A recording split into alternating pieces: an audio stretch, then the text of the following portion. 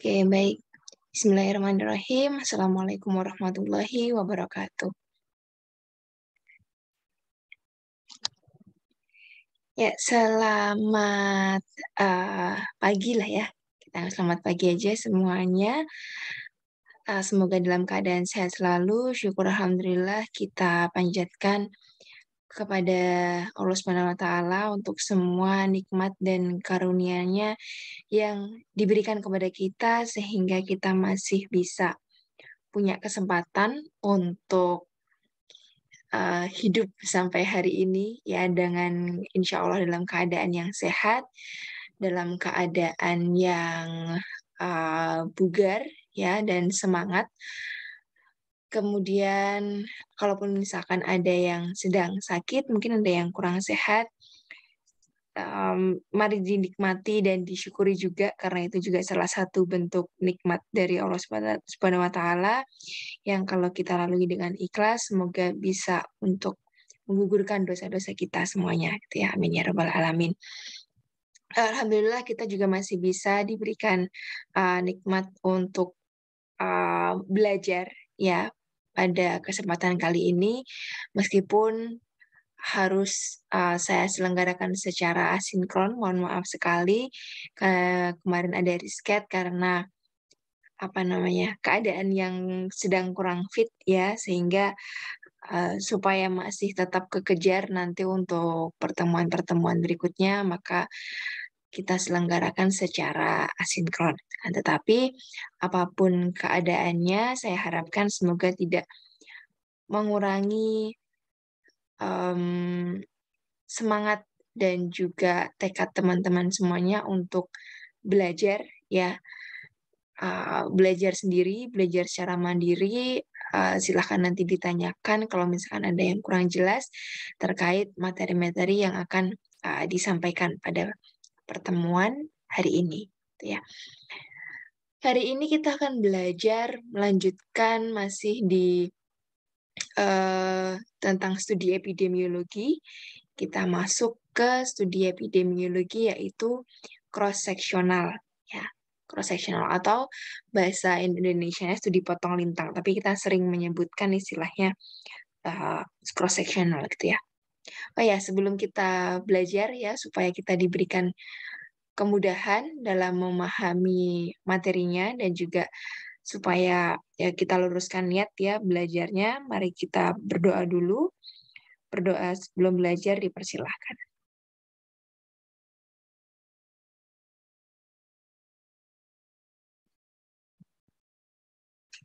Baik, terima kasih. Saya lanjutkan untuk studi epidemiologi untuk rancangan cross-sectional. Kemarin kita sudah membahas tentang studi yang deskriptif ya, yang tujuannya untuk menggambarkan suatu fenomena, baik itu terkait paparan atau faktor resiko, maupun berupa efek atau penyakit atau masalah kesehatan pada suatu masyarakat, pada suatu populasi, pada jangka waktu tertentu ya yang diambil pada satu waktu. Nah, kemudian yang cross-sectional ini kita akan bahas lebih dalam nanti mulai dari apa sih studi cross-sectional itu, bagaimana penggunaannya, kemudian bagaimana cara menganalisis data-data yang diperoleh dari studi cross-sectional dan apa saja kelebihan dan kelemahan dari studi cross-sectional yang perlu kita perhatikan gitu ya. Nanti sebagai peneliti, kalian sebagai peneliti nanti ya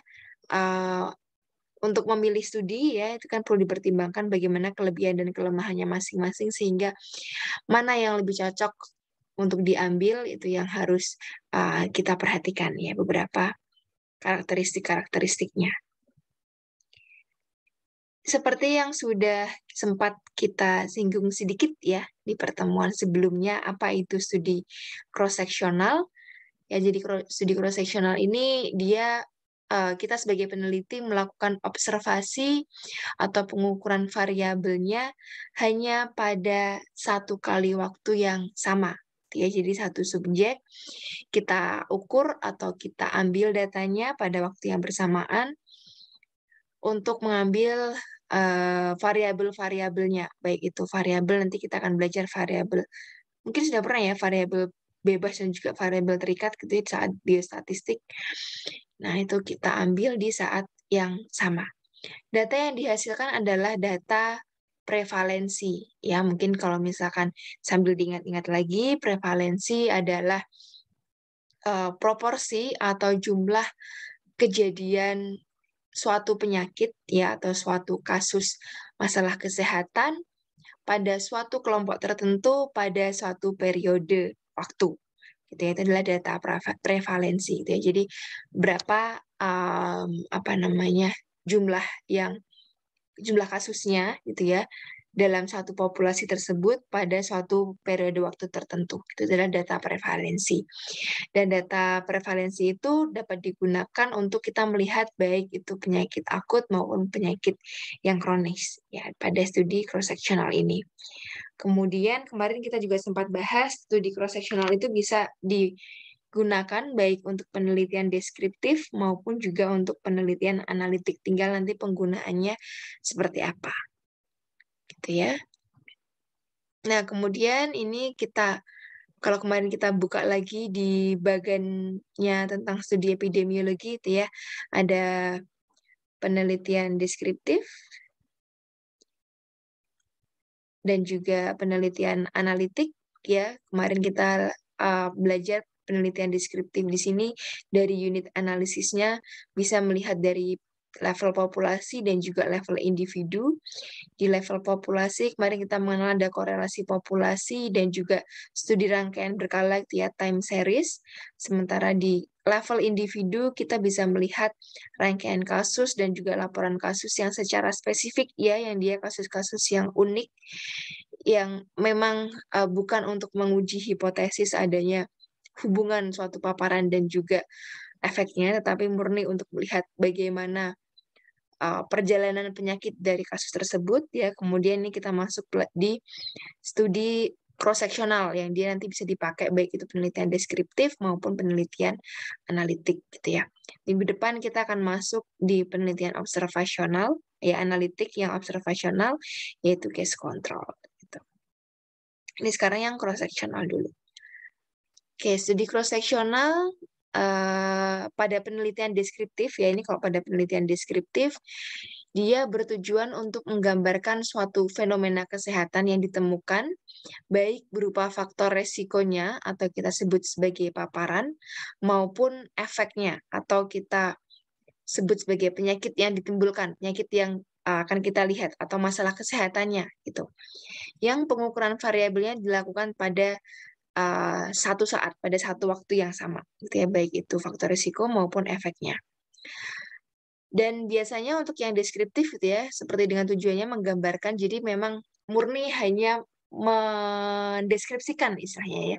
Jadi gambarannya ada seperti ini gitu. Berapa persen sih yang nanti misalkan ini praktek pemberian makanan bayi dan anak gitu ya. Gambarnya seperti apa? Bagaimana prakteknya gitu ya.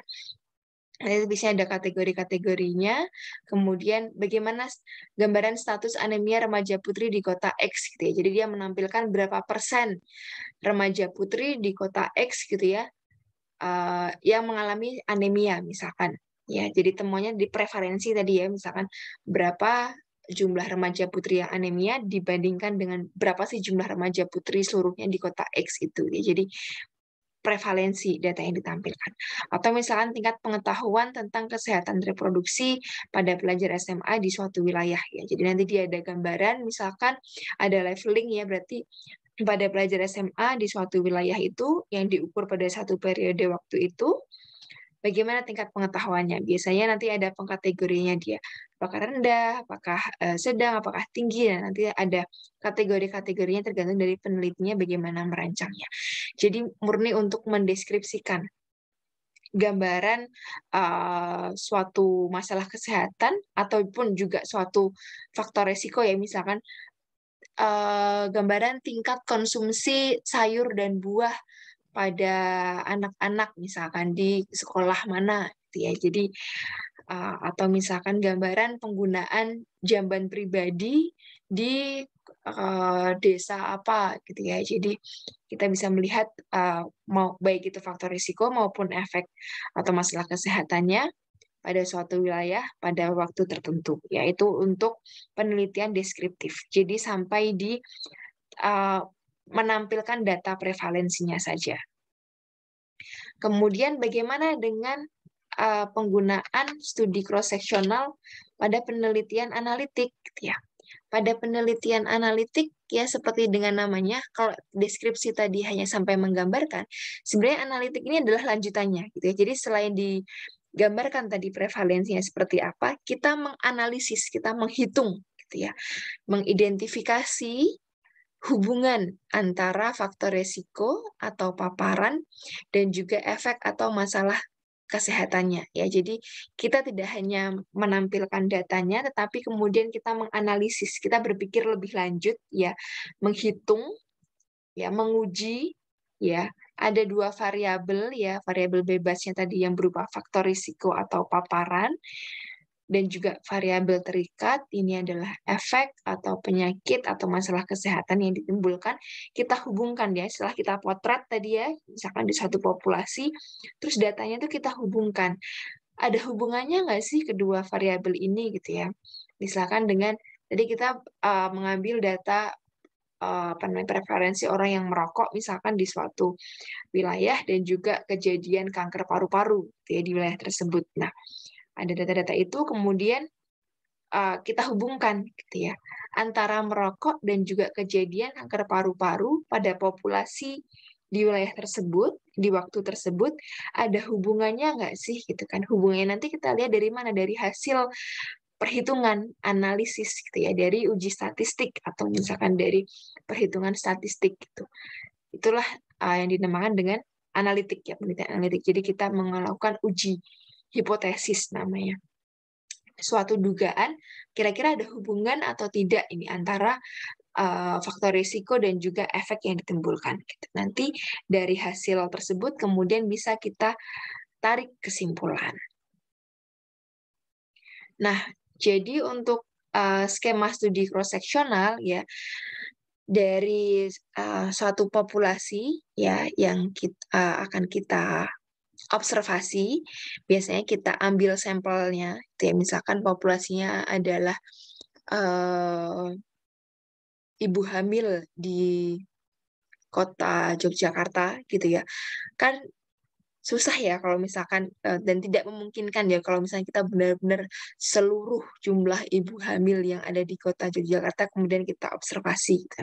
Biasanya kita melakukan sampling. Mungkin nanti untuk sampling ada pembahasannya sendiri. Saya kurang tahu apakah di biostatistik sudah pernah disampaikan, ya, untuk sampling. Nanti diambil sampelnya, kemudian kita ambil datanya, ya. Siapa, misalkan tadi, kalau ini contoh aja yang paling gampang, yang merokok dan kanker paru-paru tadi, ya. Di sampel tersebut kita kelompokkan, ya. Ada yang dia terpapar, iya, dia statusnya merokok dan juga tidak merokok, misalkan yang terpapar faktor risiko dan juga tidak terpapar faktor risiko. Kemudian dari kelompok yang merokok tadi, ya, kita pelajari, ya, kita identifikasi, misalkan dari kuesioner ataukah dari wawancara, gitu ya, apakah dia ada mengalami kanker paru-paru, ya, dia mengalami kanker paru-paru atau tidak, gitu ya. Begitu juga yang tidak merokok tadi, apakah dia dari kelompok-kelompok ini, apakah berapa jumlahnya yang mengalami kanker paru-paru dan juga tidak mengalami kanker paru-paru, misalkan. Itu contohnya seperti itu, ya, yang faktor resikonya berupa konsumsi rokok dan juga efeknya itu berupa kanker paru-paru, gitu. Atau misalkan karena studi cross-seksional itu datanya bisa diambil di satu waktu yang bersamaan, bisa juga kita lihat dari yang berangkat dari ditanyain dulu yang kanker paru-paru atau tidak, gitu ya. Kemudian dia merokok atau enggak, gitu ya. Jadi bisa dua-duanya. Nanti ini berkaitan dengan selanjutnya ini cohort dan juga case control, gitu ya. Kita akan bahas minggu depan. Tapi kalau yang cross-seksional ini bisa dua-duanya karena dia diambil di waktu yang bersamaan. Tinggal nanti menyajikan datanya saja mau yang mana. Yang paling umum yang pakai yang skema yang pertama ini. Jadi berangkat dari faktor resikonya terlebih dahulu, gitu ya. Nanti karena ini berkaitan dengan penampilan tabelnya juga, ya. Jadi faktor risiko, kemudian dilihat di dipisah nanti berapa yang mengalami efek dan berapa yang tidak mengalami efek. Ya, jadi skemanya seperti itu.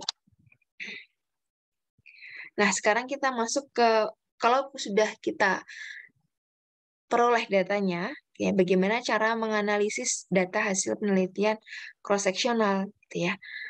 Kalau penelitiannya penelitian deskriptif, ya, jadi tadi analisisnya kita cukup menampilkan disajikan dalam jumlah atau frekuensi dan juga distribusi berdasarkan variabel orang, tempat, dan waktu. Ya, misalkan tadi tingkat pendidikan gitu ya.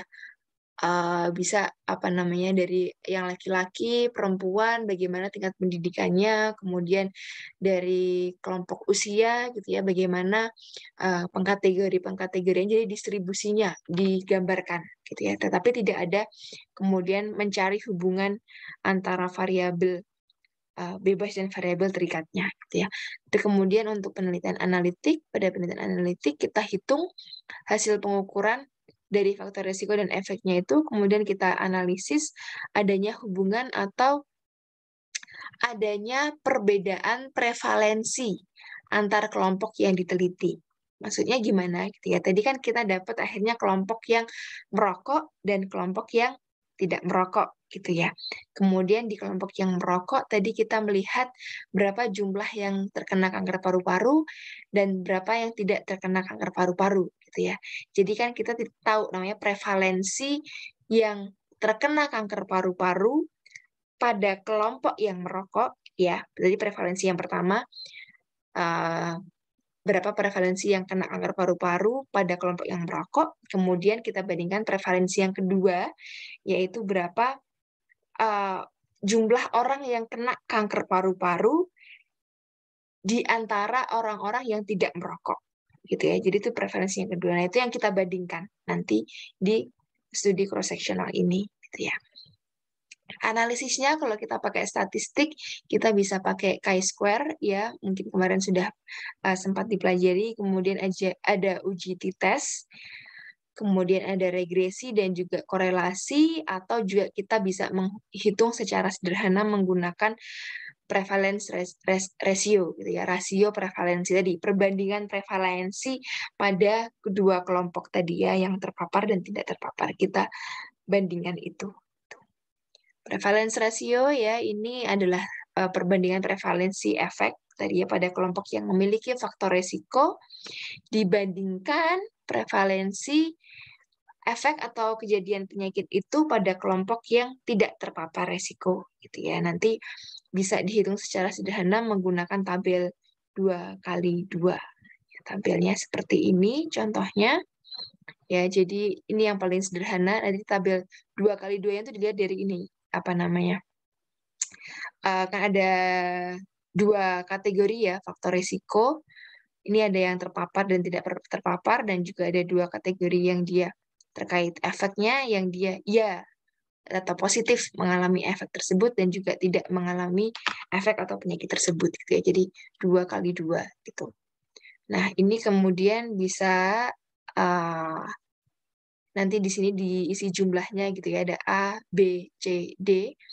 A ini adalah jumlah subjek yang dia terpapar faktor resiko, tadi ya, misalkan yang dia merokok, dan dia mengalami efek penyakit, dan dia mengalami kanker paru-paru, misalkan. Itu berapa jumlahnya dari data itu, ya, diisikan di sini. Gitu. Kemudian yang B, di sini, dia adalah subjek yang juga terpapar oleh faktor risiko tetapi tidak mengalami penyakit. Ya, ini kelompok yang pertama, ini kelompok yang terpapar. Nah, jumlah kelompok yang pertama itu adalah A plus B ini ya. Jadi ini jumlah kelompok yang terpapar oleh faktor risiko gitu ya. Ini populasi yang pertama atau kelompok yang pertama gitu kan. Kemudian yang kedua kita bisa membandingkan di sini yang C ini adalah subjek yang tidak terpapar faktor risiko ya, tadi subjek yang tidak merokok misalkan, tadi ditulis jumlah di sini, tetapi dia mengalami kanker paru-paru, ya. Jadi kan bisa ya. Jadi dia tidak merokok, tetapi dia mengalami kanker paru-paru. Jumlahnya berapa di sini? Dan yang D ini adalah subjek yang dia tidak merokok dan tidak mengalami kanker paru-paru, ya. Jadi ini kita punya kelompok yang kedua. Ini kelompok yang tidak merokok misalkan, atau kelompok yang tidak terpapar oleh faktor resiko. Nah, perhitungan prevalence ratio atau rasio prevalensi itu rumusnya adalah sebagai berikut, ya. Jadi rumusnya adalah A, ya. Jadi jumlah subjek yang terpapar oleh faktor risiko dan mengalami penyakit, ya.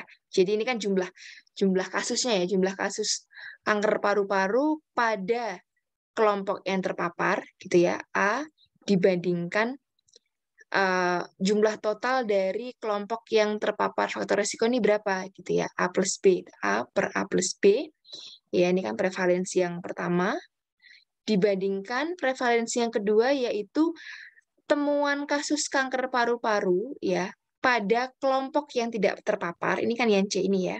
Yang C dibandingkan dengan jumlah total dari kelompok yang tidak terpapar, ini berapa? Ini ya, C plus D. Jadi kita ketemu prevalensi kelompok yang kedua adalah ini. Nah, ini yang kita bandingkan, ya. Prevalensi pertama dan prevalensi yang kedua ini kita bandingkan. Nanti kemudian keluar angkanya berapa, gitu. Nah, angkanya berapa ini kemudian yang kita gunakan untuk menarik kesimpulan. Ya, biasanya kalau kita menggunakan statistik, ya, entah itu SPSS atau Stata, nanti biasanya prevalence ratio ini, atau kalau misalkan di case control nanti ada odds ratio atau risk ratio, ya, untuk di cohort nanti biasanya dia harus disertai dengan nilai confidence interval, gitu ya. Mungkin sudah pernah dibahas di sini. Kita simpulkan CI, biasanya confidence intervalnya berapa persen, kemudian angkanya nanti berapa. Nanti dia ada misalkan 1,5 sampai 3,6 misalkan. Nanti akan ada kesimpulannya kalau misalkan ini gitu angka confidence intervalnya berikut, itu artinya apa, gitu ya. Nah, kita kembali lagi ke hasil nilai PR tadi, ya, prevalence ratio tadi. Kalau misalkan dia prevalence ratio-nya itu adalah 1, ya, artinya prevalensi pertama dan kedua itu kan sama, ya, berarti kan misalkan 10 dibandingkan 10 itu kan sebenarnya 1, ya. Berarti kan dia sama aja kejadiannya di kedua kelompok ini, sehingga faktor risiko diduga tidak berpengaruh pada terjadinya efek. Atau dalam kata lain, variabel yang kita teliti tadi, misalkan yang merokok tadi, dia bukan merupakan faktor risiko dari terjadinya efek. Karena apa? Karena baik dia terpapar atau tidak terpapar, kejadian penyakitnya sama besarnya, istilahnya kayak gitu kan. Jadi mau dia di kelompok yang merokok atau yang tidak merokok, ternyata kejadian kanker paru di kedua kelompok tersebut sama nilainya, sehingga nggak ada bedanya dia merokok atau tidak merokok. Ya, ilustrasinya seperti itu, ya. Jadi prevalence rasionya sama dengan 1. Tetapi kalau misalkan prevalence rasionya lebih dari 1, misalkan 1,5 gitu, ya. Kemudian nanti ini syaratnya kalau confidence intervalnya tidak mencakup angka 1 ini, ya. Jadi 1,5 sampai 3,6 artinya nggak ngelewatin angka 1. Angka satunya kan di sini, ya. Angka satunya kan di sini, ya. Dia nggak angka 1. Ini kan 1,5 sampai berikutnya. Nah, jadi kan dia nggak ngelewatin angka satunya di sini. Maka variabel yang kita teliti tadi, yang misalkan yang merokok tadi, ya, bisa kita katakan sebagai faktor resiko terjadinya efek penyakit tersebut, gitu ya. Sehingga nanti kita bisa mengatakan bahwa misalkan tadi ini kita hasilnya adalah 1,5, gitu ya. Berarti pada populasi ini laki-laki yang merokok misalkan, ya, laki-laki yang merokok akan memiliki resiko lebih besar untuk terjadi penyakit kanker paru-paru sebesar 1,5 kali lebih besar, gitu ya, dibandingkan dengan kelompok yang tidak merokok, gitu ya. Itu salah satu contoh kesimpulannya. Itu kalau nilai prevalence ratio lebih dari 1. Kalau nilai prevalence ratio-nya kurang dari 1, gitu ya, misalkan 0,3 katakanlah, gitu ya. Dan tadi juga sama-sama confidence intervalnya nggak ngelewatin angka 1, gitu ya.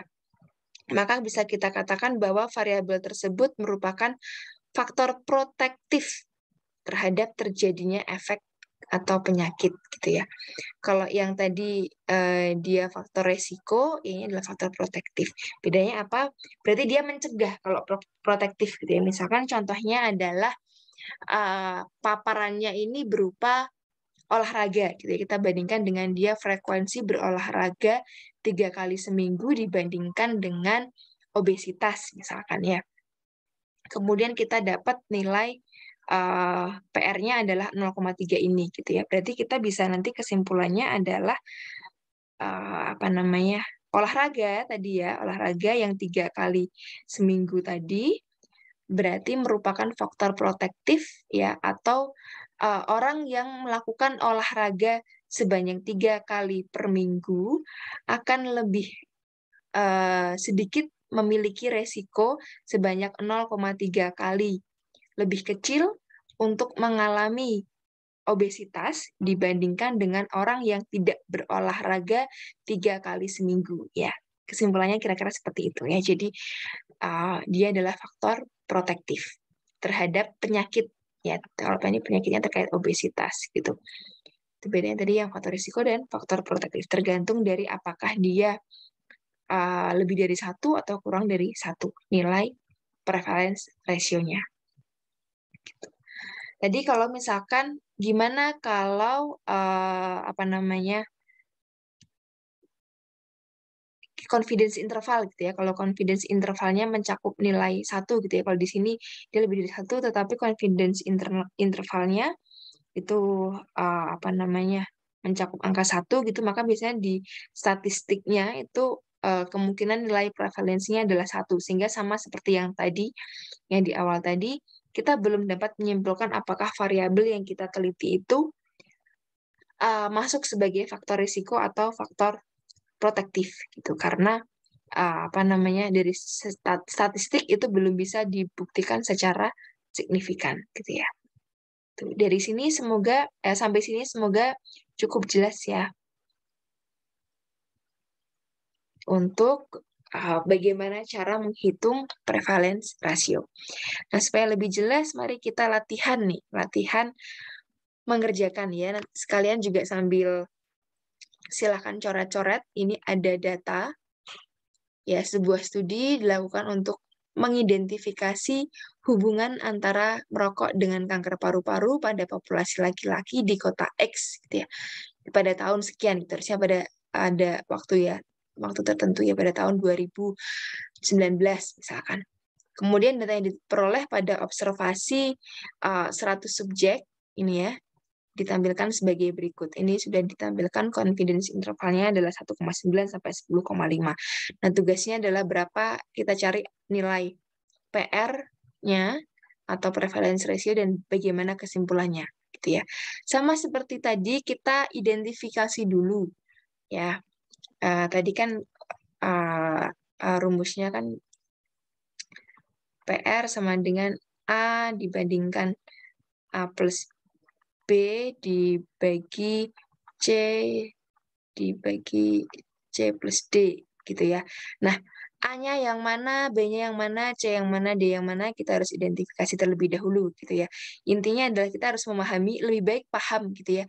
Jadi jangan dihafalkan A, B, di sini kan ada A, B, C, D-nya gitu ya. Karena kadang-kadang ada tabel yang di sini berupa penyakitnya, yang di sini adalah faktor risikonya. Kalau udah kebalik-balik, nah nanti beda lagi rumusnya. Gitu. Jadi dipahami di sini intinya adalah prevalensi yang pertama, yaitu jumlah kasus efek atau penyakit pada kelompok yang terpapar resiko, gitu ya. Jadi ini A, ini B, ini kan A plus B, gitu ya. A plus B dibagi dengan C. C itu adalah jumlah kasus ya atau jumlah kasus kanker paru-paru pada kelompok yang tidak merokok ya dibandingkan dengan jumlah total kelompok yang tidak merokok itu berapa gitu ya. Jadi kita bisa memahaminya. Ya, jadi kita bandingkan prevalensi kasus di kelompok yang pertama dibandingkan prevalensi kasus yang di kelompok yang kedua. Gitu ya. Jadi kalau kita masukkan di sini berarti berapa? Kan 52 dibagi itu berapa? 52 tambah 21 ya. Di sini kan 73 gitu ya. 73 ini bentar. Kemudian dibagi berapa itu 13 ya. Dibagi C plus D-nya adalah 27. Nah, ini keluar berapa? Ya, coba sambil dihitung. Ya, sehingga nah yang diperoleh adalah sekian angkanya ya. Ini 1,48 biasanya kita bulatkan di 1,5 gitu ya. Jadi satu angka di belakang koma gitu. Nah, artinya apa? Prevalence ratio 1,5 ini gitu kan. Kesimpulannya apa? Gitu kan. Kesimpulannya adalah ya di sini gitu. Sehingga ini pada laki-laki ya. Jadi kita kembalikan lagi pada tujuannya tadi ya. Kesimpulannya berarti populasi laki-laki di kota X yang merokok beresiko mengalami kanker paru-paru 1,5 kali lebih besar daripada laki-laki yang tidak merokok. Ya, ini adalah kesimpulannya. Itu ya cara menarik kesimpulannya. Jadi kita sudah dapat angkanya 1,5.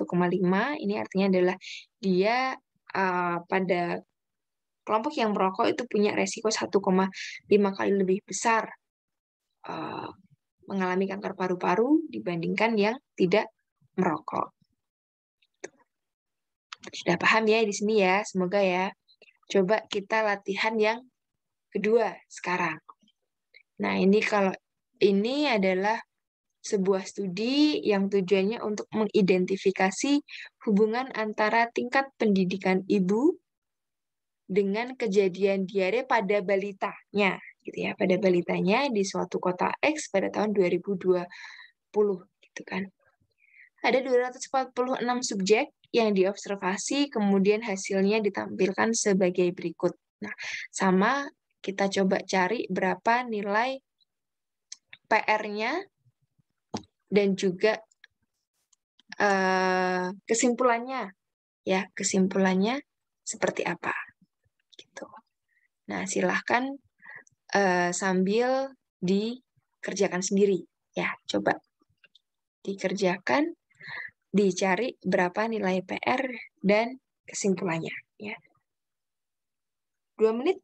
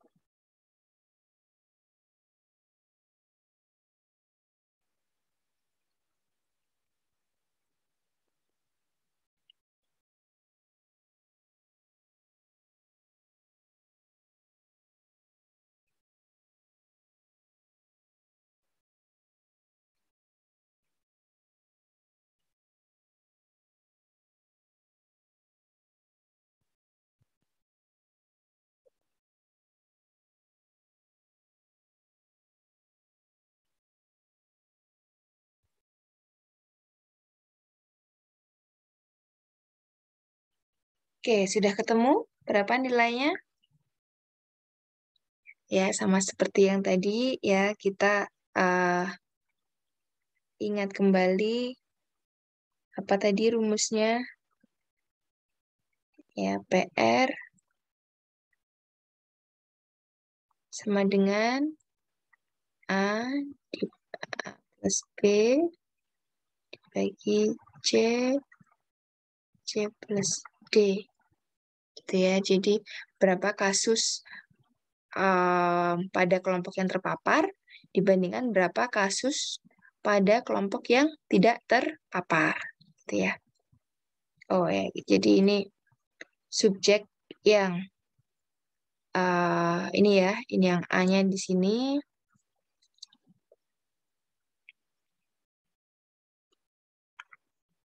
Ya, ini A, B, C, D, sehingga kita bisa tahu berapa PR-nya. Kan 27 ya kasus, berapa kasus pada kelompok yang terpapar ya. Terpapar di sini karena tadi adalah faktor risikonya adalah tingkat pendidikan, kemudian peneliti di sini mengkategorikan tingkat pendidikannya adalah pendidikan rendah dan pendidikan tinggi ya, sehingga kita bisa mengidentifikasi berarti yang kita duga sebagai faktor risikonya itu ketika pendidikannya rendah gitu ya. Jadi ini faktor risiko pendidikan rendah itu sebagai dia terpapar oleh resiko, sementara dia pendidikan tinggi itu tidak terpapar oleh resiko gitu kan ya.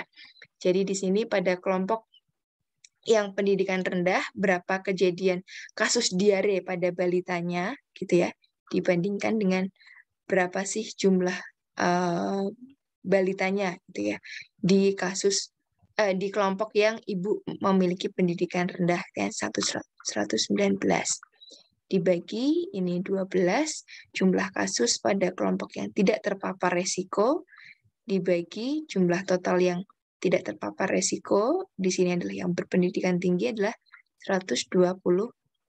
Kemudian nanti hasilnya berapa? Ya, hasilnya di sini kalau sudah dihitung 2,55 atau 2,5 kali lebih besar resikonya untuk apa namanya terjadi diare gitu ya pada balita pada kelompok yang ibu berpendidikan rendah. Jadi kalau kesimpulan yang lebih rapi ya seperti ini. Jadi kesimpulannya ibu yang memiliki pendidikan rendah berisiko memiliki balita yang mengalami penyakit diare ini ya kan pada suatu periode waktu tertentu 2,5 kali lebih besar daripada ibu yang memiliki pendidikan tinggi gitu ya. Jadi cara mengambil kesimpulannya adalah seperti itu. Gitu. Nanti kalau misalkan suatu ketika ada hasil prevalence rasionya adalah misalkan seperti yang tadi ya 0,2 gitu atau 0,7 gitu. Jadi misalkan apa namanya konsumsi apa ya contohnya konsumsi vitamin C gitu ya. Konsumsi vitamin C apa namanya pasien yang mengkonsumsi vitamin C berisiko lebih kecil untuk mengalami misalkan infeksi saluran pernafasan gitu ya sebanyak 0,7 kali lebih kecil dibandingkan dengan pasien yang tidak mengkonsumsi vitamin C atau konsumsi vitamin C merupakan faktor protektif terhadap kejadian infeksi saluran pernafasan gitu ya. Jadi itu kalau nilainya kurang dari 1 itu ya bisa dipahami ya di sini ya pelan-pelan. Nanti sambil kita belajar lagi. Itu sampai di analisis datanya gitu ya. Kalau sudah kita analisis datanya, kita bisa menarik kesimpulan. Sekarang kita belajar berikutnya adalah tentang apa sih kelebihan dan kelemahan dari studi cross-seksional gitu ya. Kalau kelebihannya, studi cross-seksional ini dari segi rancangannya dia relatif mudah, kemudian murah, dan hasilnya cepat diperoleh. Gitu ya, tadi kan kita ambil hanya di satu waktu yang sama, gitu ya, dan kita tidak ada perlakuan, istilahnya kita tidak memberikan perlakuan apa-apa, kita hanya mengambil data, kemudian kita juga bisa mengambil data yang sudah ada juga, gitu ya, dan juga istilahnya kita cepat diperoleh karena nggak perlu proses yang lama. Kemudian desainnya juga cukup efektif untuk mendeskripsikan distribusi penyakit yang dihubungkan dengan sejumlah karakteristik pada populasi itu. Misalkan ada pengkategorian usia, jenis kelamin, tingkat pendidikan, pekerjaan, status sosial ekonomi, pengetahuan, dan sebagainya gitu ya. Jadi untuk mendeskripsikan itu dengan studi cross-sectional ini bisa mencukupi. Kemudian dapat digunakan untuk meneliti banyak variabel sekaligus, gitu ya. Karena praktis ya, sehingga kita sekali datang kita bisa istilahnya pakai kuesioner misalkan ya, kita bisa menggali banyak data sekaligus, gitu kan. Misalkan pertanyaan tentang pendidikan tadi ya, kemudian riwayat sudah berapa kali melahirkan dan segala macam, konsumsi jenis makan tertentu yang kita inginkan, dan itu kita bisa ambil sekaligus, banyak variabel sekaligus yang bisa kita ambil karena cukup dengan sekali datang, gitu ya. Kita bisa langsung mendapat banyak variabel. Kemudian dapat memberikan perkiraan prevalensi semua variabel yang diukur ya. Jadi kita tadi dapat gambarannya semua variabel tadi berapa prevalensinya. Kemudian tidak ada ancaman loss to follow up atau drop out ya. Ini biasanya terjadi pada rancangan studi yang cohort yang berkepanjangan ya, yang kita ada periode yang lama, kita ikuti subjeknya atau kita ikuti partisipan penelitiannya dari jangka waktu tertentu. Sementara kalau cross sectional itu karena hanya ada satu waktu ya, kita sedikit ancaman untuk nggak ke follow up gitu. Follow up artinya drop out gitu ya, artinya partisipan mengundurkan diri gitu kan, tidak ada ya, karena kita cuma di satu waktu itu. Kalau misalnya yang cohort nanti kita mungkin belajar di pertemuan berikutnya, itu kan pada periode yang panjang, misalkan sudah diikuti selama 1 bulan, kemudian di bulan kedua dia drop out gitu ya, atau dia tidak bisa di follow up lagi dengan berbagai macam alasan. Nah itu kemudian datanya kan nggak bisa kepakai lagi. Nah kalau yang di cross sectional itu ancaman terjadinya itu sangat sedikit atau bahkan tidak ada. Kemudian biasanya studi cross sectional ini digunakan sebagai penelitian tahap awal atau penelitian pendahuluan dari suatu penelitian cohort maupun penelitian eksperimen. Jadi kita pengen tahu gambarannya dulu gitu kan, kita pengen tahu gambaran dulu, atau kita pengen tahu prevalensinya secara screenshot satu waktu terlebih dahulu sebelum kita lanjutkan, memungkinkan nggak ini untuk dilanjutkan menjadi penelitian cohort atau penelitian eksperimen gitu ya. Ternyata tadi dari hasil penelitian cross-sectional memang kita menduga ada hubungan yang kuat, kemudian kita perkuat lagi dengan penelitian yang jangka panjang atau penelitian eksperimen untuk memperkuat hasil dari atau memperkuat uji hipotesisnya gitu ya istilahnya. Itu kemudian terkait etik juga ya, karena dalam penelitian nanti kita harus mendapatkan persetujuan etik ya.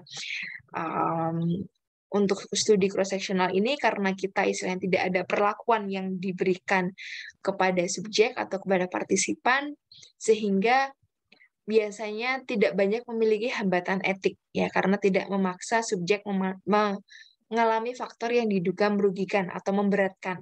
Ya contohnya kita harus diberikan satu diet tertentu, atau misalkan harus diberi perlakuan tertentu, itu kan memberatkan subjek ya. Sementara kalau misalkan studi cross-sectional hanya misalkan diukur satu waktu atau diberikan kuesioner dalam satu waktu, itu lebih sedikit rasa faktor merugikannya, sehingga mungkin etiknya tidak akan sesulit penelitian-penelitian cohort maupun eksperimen. Meskipun tetap ya setiap penelitian apapun jenisnya dia harus mendapatkan persetujuan etik. Kemudian itu kalau yang kelebihannya. Nah, kalau kelemahannya apa? Kelemahannya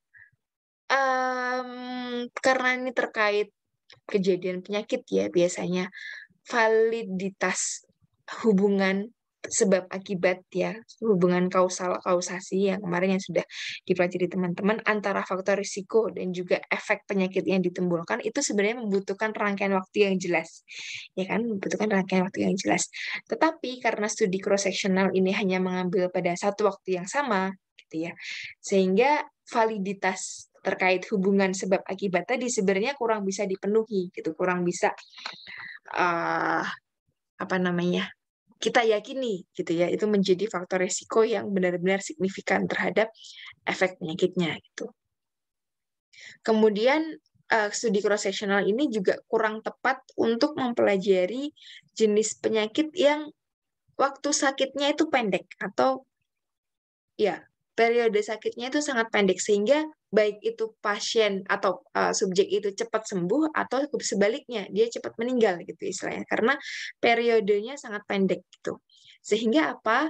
Karena tadi kita ambil di satu waktu yang sama bisa jadi individu yang tadi cepat sembuh gitu ya atau sebaliknya individu yang cepat meninggal gitu ya karena jenis penyakitnya sangat fatal misalkan sehingga dia dalam 1-2 hari dia prognosisnya sangat cepat ya. Prognosis kan perjalanan penyakit gitu ya sangat cepat untuk sampai di satu titik tertentu sehingga mereka nggak terjaring akhirnya ya nggak terjaring atau tidak masuk datanya ke kita gitu ya sehingga nanti bisa menjadi bias adalah kita salah menarik kesimpulan gitu ya seolah-olah misalkan prevalensinya sedikit padahal sebenarnya banyak yang sudah sembuh katakanlah misalkan ya di satu daerah gitu apa namanya apa ya jenis penyakit yang sangat sangat cepat gitu ya misalkan diare gitu. Sebenarnya diare itu sangat sangat sangat cepat sekali ya. Jadi diare di suatu wilayah gitu ya pada anak-anak diare itu kan 1-2 hari bisa sembuh gitu ya. Nah, kita ambil di satu waktu tertentu, tetapi kemudian ada bias seolah-olah prevalensinya itu sedikit gitu. Padahal yang kemarin-kemarin yang habis diare karena sudah sembuh kan nggak bisa keambil ya, istilahnya nggak bisa kecatat bahwa dia masuk sebagai kasus gitu. Padahal kalau misalkan kita potret dalam waktu yang lebih panjang, misalkan dalam 1 bulan gitu, berapa kejadian diare pada anak ini gitu ya, dia mengalami diare atau enggak, mungkin akan lebih kejaring lebih lebih banyak gitu. Sementara itu tidak bisa di cross sectional ini karena kita hanya memotret di satu waktu yang tertentu gitu. Kemudian kita di studi cross sectional ini membutuhkan jumlah subjek yang lebih banyak ya untuk terkait validitas juga ya. Kemudian terutama kalau variabel yang kita pelajari juga banyak. Jadi kalau misalkan kita hanya menguji 10 orang dengan cross sectional ya itu sangat diragukan ya hasilnya. Jadi beda kalau eksperimen itu kan bisa lebih sedikit. Nah, karena ini studi yang cross sectional, kita menarik kesimpulan dari data yang cukup singkat dan apa namanya terbatas ya banyak keterbatasan tadi sehingga harus dipenuhi dengan jumlah populasi yang kita jaring itu harus lebih banyak.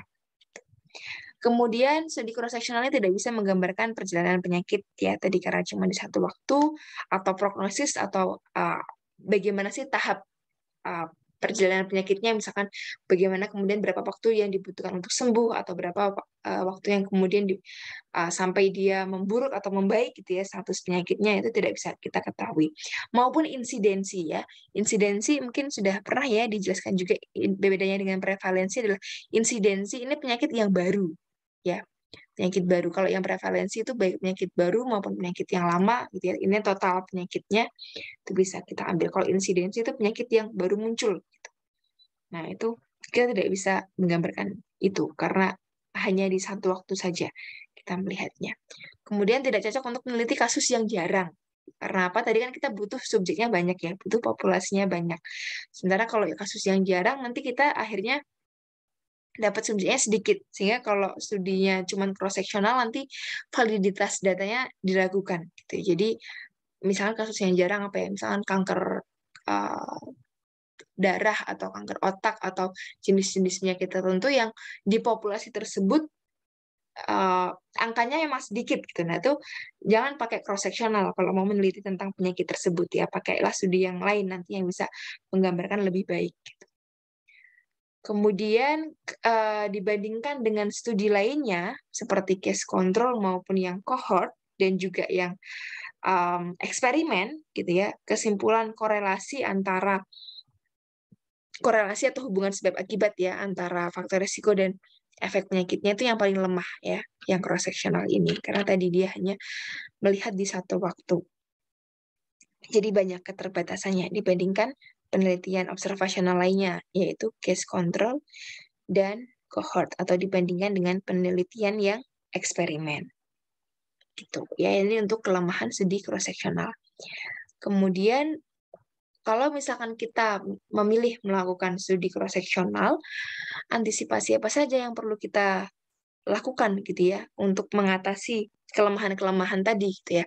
Yang pertama kita sebagai peneliti perlu untuk memilih variabel penelitian yang benar-benar diduga memiliki hubungan terhadap penyakit yang akan kita teliti juga gitu ya. Didukung oleh teori-teori yang kuat sehingga istilahnya landasan teorinya itu harus kuat. Kenapa kita ambil variabel tersebut gitu ya. Baik dari teori-teori yang sudah ada maupun hasil-hasil penelitian sebelumnya gitu ya. Sehingga kita perlu melakukan banyak critical review, kita banyak mengumpulkan berbagai macam hasil studi sebelumnya terkait yang akan kita ambil ya, variabel yang akan kita ambil, sehingga bisa mendukung argumentasi dan hasil analisis datanya. Sehingga juga kita tepat menentukan variabelnya gitu kan. Jangan sampai kita udah repot-repot ambil data gitu ya, karena tidak kuat itu landasan teorinya, sehingga ya nanti nggak berhubungan gitu loh. Nggak ada hubungannya antara itu cuma kayak ide kita gitu ya, kayaknya ada hubungan deh tentang ini, nggak bisa gitu ya. Jadi harus ada landasan teori yang kuat, baik dari segi uh, apa namanya teori-teori uh, apa namanya basicnya gitu ya, teori patofisiologi penyakit misalkan, dan juga dari hasil-hasil penelitian sebelumnya. Kita harus ada landasan yang jelas, yang kuat gitu. Kemudian ini terkait sampling ya, nanti pemilihan sampel harus representatif, berapa jumlahnya, bagaimana cara memilih sampelnya gitu ya, nanti ada random sampling, purposive sampling, berbagai macam cara metode pengambilan sampel. Nah, itu harus dilakukan sebaik mungkin sehingga representatif atau mewakili, benar-benar mewakili populasi tersebut ya, baik dari kuantitas jumlahnya dan juga kualitasnya. Misalkan tersebar merata gitu kategori usianya. Kalau memang itu populasinya adalah secara general gitu ya, penduduk kota Yogyakarta gitu. Jadi ada yang dia kategori usianya misalkan anak-anak, remaja, dewasa, apakah kita perlu mengcover itu semua? Kemudian dari apa namanya distribusi status ekonomi misalkan nggak cuma yang diambil yang kota Yogyakarta gitu, atau misalkan yang daerah kota-kota juga, kota-kota aja, tapi yang desa-desa juga diambil. Nah, tergantung dari kita menentukan nanti populasinya mau seluas apa, ya harus representatif. Perbandingan antara laki-laki dan perempuan misalkan gitu ya, itu juga nanti perlu diperhatikan dalam pemilihan sampel gitu ya. Itu untuk materi tentang studi cross-seksional pada sesi kali ini, cukup sederhana ya, tetapi perlu juga dipahami dengan baik-baik gitu ya. Nanti latihan-latihan di sini saya berikan tugas mandiri ya, untuk mengganti istilahnya, karena kita tidak bisa langsung tatap muka dari satu forum yang langsung gitu ya. Jadi ini saya ganti dengan belajar mandiri gitu ya. Kegiatannya kuliahnya adalah selain menyimak paparan ini juga mengerjakan tugas supaya lebih paham gitu ya. Karena biostatistik, kemudian epidemiologi ini kalau nggak ngitung-ngitung langsung, nggak latihan langsung ngitung-ngitung gitu ya, nanti lost. Jadi cuma bayangin aja, nanti itu nggak nyantol gitu ya. Jadi nanti ada 2 soal di sini, 2 contoh kasus, dua data dari hasil studi cross-seksional, dan nanti dikerjakan di situ. Ya, dikerjakan, dihitung prevalence ratio-nya dan juga kesimpulannya. Tugasnya silahkan ditulis tangan karena cukup sederhana ya, di orat-orat nanti kan malah lebih mudah ya kalau ditulis tangan. Kemudian di-scan atau difoto dengan jelas dan juga dikompilasi dalam satu file PDF. Nanti silahkan di-rename dengan name spasi nama lengkap ya, sesuai format ya nanti supaya saya sortnya lebih gampang gitu. Kemudian nanti tugasnya silahkan di-upload di Google Drive pada link berikut sesuai dengan kelasnya masing-masing. Paling lambat saya tunggu tanggal 22, jadi masih ada sekitar 2 hari gitu ya. 20, 21, 22 gitu ya. Karena tugasnya cukup sederhana, sampai jam 1 gitu ya. Itu tugasnya yang saya terima jawabannya. Kalau yang terlambat nanti nilainya separuhnya gitu ya.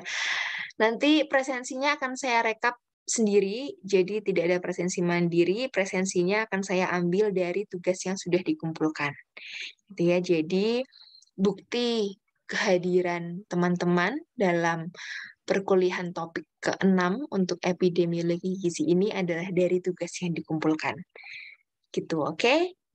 Ya, di sini ada tugas yang pertama adalah ini, nanti ada suatu data, sudah ada tabelnya, ya. Data tentang tingkat konsumsi kolesterol ya terhadap kejadian dislipidemia pada suatu kelompok populasi di wilayah X pada tahun 2021 ya. Ini sudah ada datanya di sini, silahkan dihitung berapa nilai prevalence ratio dan apa kesimpulannya ya, dituliskan, perhitungannya dituliskan. Silahkan juga dituliskan tadi ya keterangannya yang A, B, C, D, yang mana ya? Contohnya mengerjakan seperti yang tadi ya, yang tadi. A-nya itu apa, B, C, D-nya itu apa. Kemudian nanti dihitung nilai PR-nya dan juga kesimpulannya apa. Ya, itu tugas yang pertama. Yang kedua, nah kalau yang ini belum ada tabelnya. Jadi tugasnya juga membuat tabel ya, karena biar bisa gitu. Yang kedua, ini ada sebuah studi yang mengkaji hubungan antara vaksinasi dengan kejadian dia positif terinfeksi COVID-19 ya, pada penduduk kota X pada tahun 2020 gitu. Di sini dari total 278 ya semua subjeknya, itu ada 234 yang menerima vaksin. Berarti nanti yang tidak menerima tinggal dikurangi aja kan. Sisanya berapa? Kemudian dari yang menerima vaksin tadi, 93 orang positif terinfeksi. Ya, berarti sisanya itu negatif. Kemudian pada kelompok yang tidak menerima vaksinasi, yang positif sebanyak sekian. Ya, sisanya berarti yang negatif. Nah, nanti silahkan itu datanya ditampilkan di dalam tabel 2x2 seperti yang tadi. Ya, silahkan ditulis yang kelompok keterangannya juga ya, faktor risikonya apa, yang penyakitnya apa, kemudian jumlah-jumlahnya berapa, totalnya berapa, seperti yang sebelumnya. Kemudian hitunglah nilai prevalence rasionya, kemudian buatlah kesimpulannya. Dan juga kesimpulannya, apakah variabel yang diteliti tadi ya berupa vaksinasi tadi merupakan faktor risiko ataukah merupakan faktor protektif terhadap kejadian penyakit yang diteliti. Gitu ya, bisa dipahami ya tugasnya, cukup sederhana. Ada 2 tugas ini, silakan nanti dikerjakan dan dikumpulkan. Oke, bisa dipahami ya. Nanti kalau misalkan ada yang kurang paham, bisa ditanyakan ke saya, bisa dikompilasi, bisa dikumpulkan pertanyaannya lewat PJMK-nya, atau nanti bertanya langsung ke saya juga, monggo silahkan. Gitu ya. Nanti kalau misalkan teman-teman ingin belajar lebih lanjut, bisa buka referensinya, atau silahkan cari referensi-referensi yang lebih luas lagi di luar referensi ini juga, monggo silahkan mengeksplorasi sendiri gitu ya, untuk lebih dalam belajar tentang studi cross-seksional.